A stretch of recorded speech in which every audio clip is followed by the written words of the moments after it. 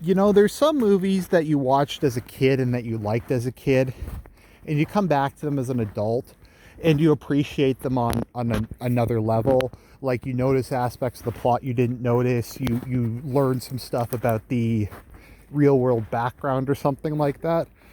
And when I was going back and rewatching Goldeneye, I appreciated a lot of aspects of the movie more. How good the special effects look today. Uh, Thematically, I kind of understood a bit more what was happening in Russia during that time period, and the kind of the interesting post-Soviet and kind of Soviet nostalgia aspects of the film were interesting. Likewise, with You Only Live Twice, the attitudes in it are quite reactionary compared to what we're used to today, and that's interesting. Also, just a travelogue aspect of it. We're much further away from that type of Japan than we were when I was 14 watching it for the first time. That's almost 20 years ago. So those movies I appreciated more, and even some of the Roger Moore ones, I appreciate A View to a Kill for just how campy and retarded and over the top it is. And I figured I was going to like this one again because it was probably my favorite Bond movie for quite a while. I really enjoyed it. I have a lot of fond memories from it. There's a lot of kind of iconic scenes. Elliot Carver, I think, is a very iconic Bond villain. Just because I'm a big Jonathan Pryce fan. He always does a good job. And I was kind of excited. I'm like, I'm going to watch this film again. I got Terrellian and Serp and some other guys together to watch it, and I was rewatching it and I was like, this isn't quite the masterpiece I remember it being. And I remember I'd watched Goldeneye and You Only Live Twice with them, and they were really engaged in it, and there's a lot of cool stuff going on. But Tomorrow Never Dies was just kind of like meh, and I kind of felt awkward there watching that movie with them. It just feels very dated. I mean, there's a lot of like cheesy 90s action movies I can rewatch today that I still enjoy. I wouldn't really call Terminator 2 a cheesy action movie, but the 90s had a lot of good action movies. The Mummy, one of my favorite movies of all time, another kind of cheesy, campy action movie. The Mask of Zorro, another one of my favorite movies of all time. And you'll have these awesome films, and it was kind of before CG just became dominant. And they still look good today, and I can still enjoy them today if I sit down and they're on TV.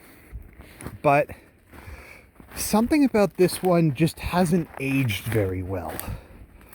I don't know if it's just because the I'm trying to think about it, because I think part of what it is it's kind of in an awkward place thematically and tonally,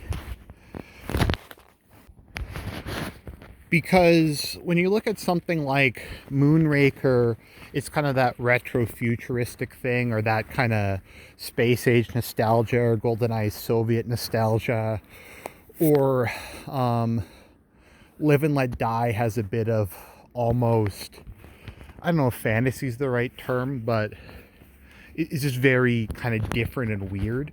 Tomorrow Never Dies takes place very much in kind of the world we find ourselves in, with media control, with social networking, and it doesn't really predict any of these things particularly well. It deals with it in a really kind of cringy, ham-fisted, wacky way. And I think what it is with something like Drax building a space station and then going to destroy the world with nerve gas, that I think kind of holds up a bit more, because even, I don't know if that's even really possible, but nothing's really happened in the last I guess 30 or 40 years that would make that a bad plot. We even get kind of modern variations of that with people putting mass drivers into space. Likewise, trying to ignite a war between the two superpowers, rogue military leaders like an Octopussy, all that kind of stuff, I think is very, you can kind of set it at any time period. This was very much, because I mean, Elliot Carver is obviously based on Rupert Murdoch, but this is very much based on the 1990s and I guess what led into the early 2000s with the emergence of cable news, of news as entertainment, and it's just a lot of stuff that's been played out really dramatically and really lamely for like the last 30 years. And maybe it's just kind of the time period that this film is in and when I'm watching this. Because when I watched this when I was younger in like the early 2000s, this seemed a lot more relevant and trending and stuff like that. But now it just seems really dated, but not old enough or foreign enough to have that kind of nostalgia or exotic factor. It's just kind of cringy. And I think there was a lot of try-hardness in this movie where there was just too many one-liners. I think, you know what it kind of reminded me a bit of?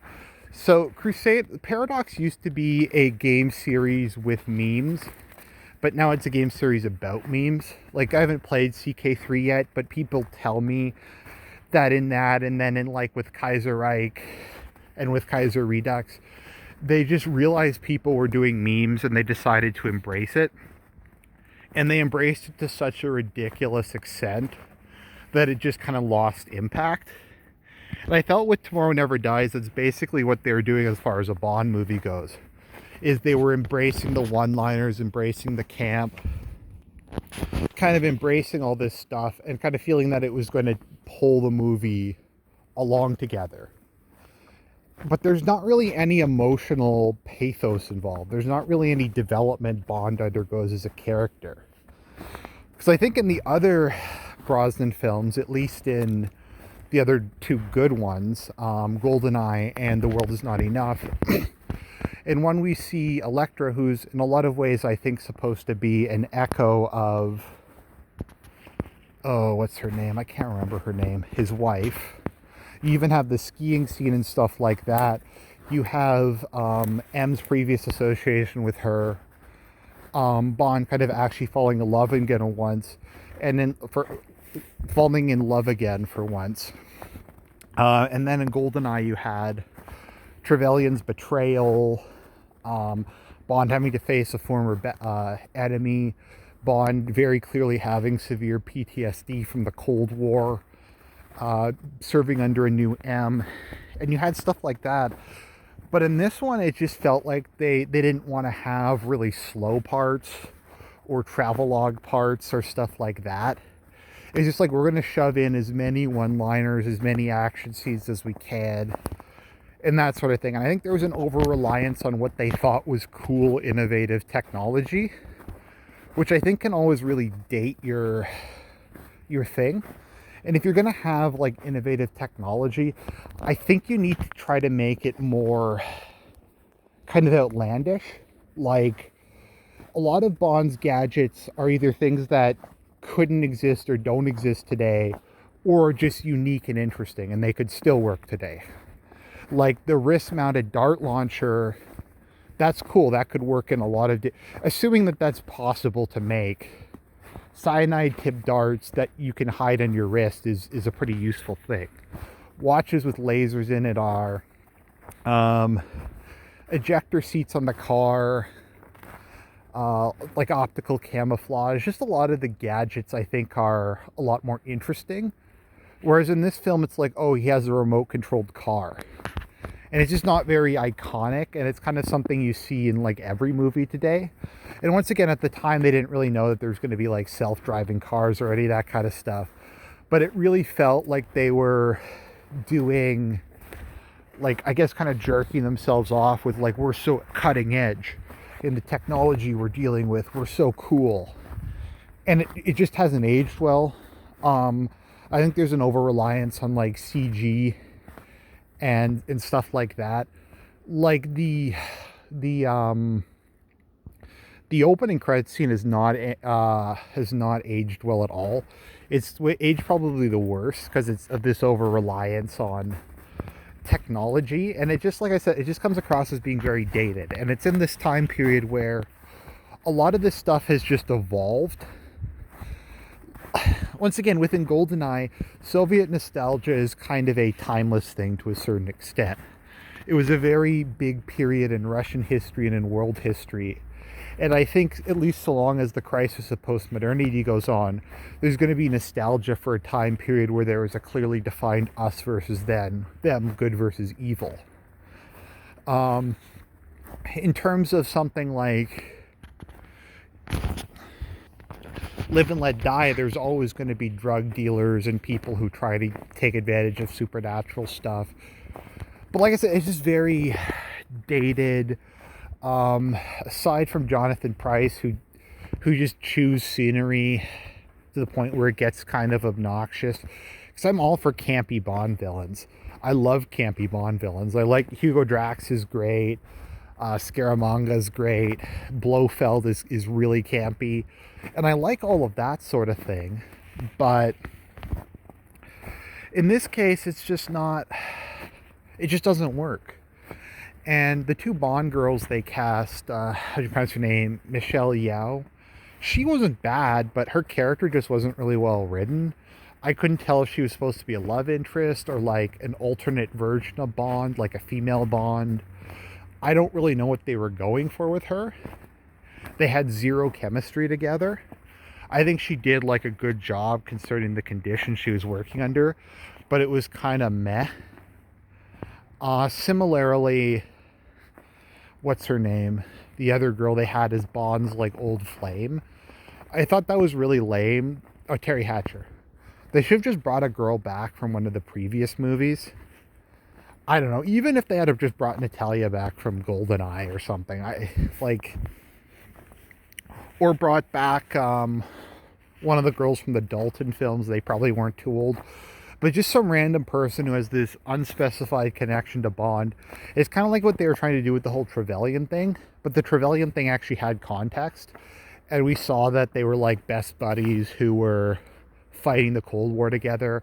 Instead, we're just this random woman's introduced and we're supposed to like take her seriously.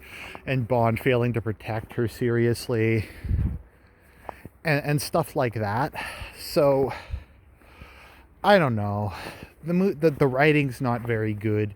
The actors aren't really good. At least, or I don't know if that's fair. I think they did an okay job given what conditions they were obviously working under. It's a bit kind of like with Game of Thrones in the later seasons. The actors are obviously putting in a good performance, but the writing and direction is terrible. And you can tell the conditions they're working under makes the whole thing much, much worse than it really should be. So I'm going to say I'd probably demote this from an A tier to a B tier. Because while it does have some good action scenes, it's just very dated, very cringy, very poorly written. It's still fun though. It's still better than like 90% of action movies today, but it doesn't hold a candle to something like GoldenEye, or even something like The World Is Not Enough. I mean, it's not as bad as Die Another Day, but the only James Bond films that are worse than Die Another Day are Quantum of Solace and Spectre. So, anyways, God bless. Talk to you guys later.